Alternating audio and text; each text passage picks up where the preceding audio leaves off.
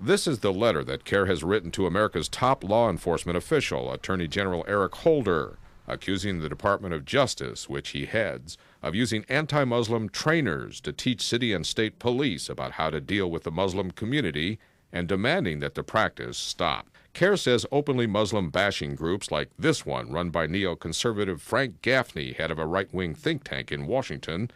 have been hired by the Department of Justice to educate local, state, and federal cops about Muslims.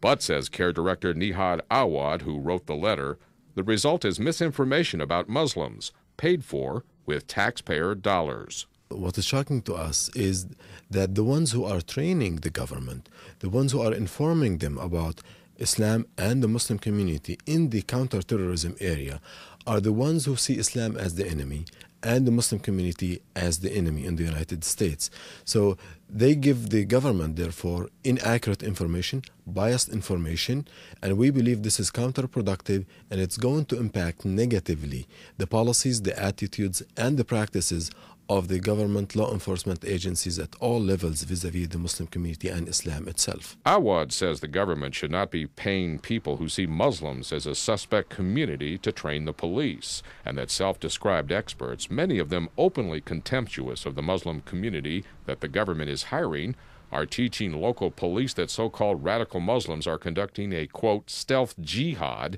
in the United States in order to take over the country.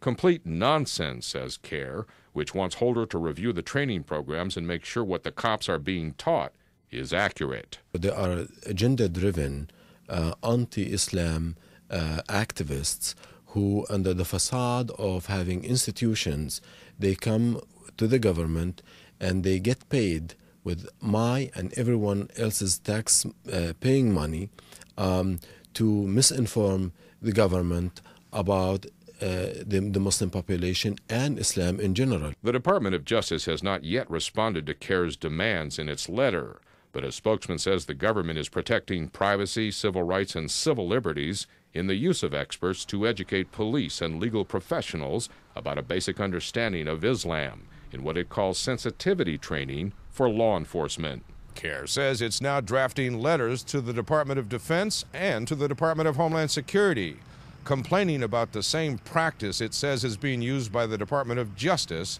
the hiring of anti-Muslim trainers to teach local law enforcement personnel how to deal with the Muslim community.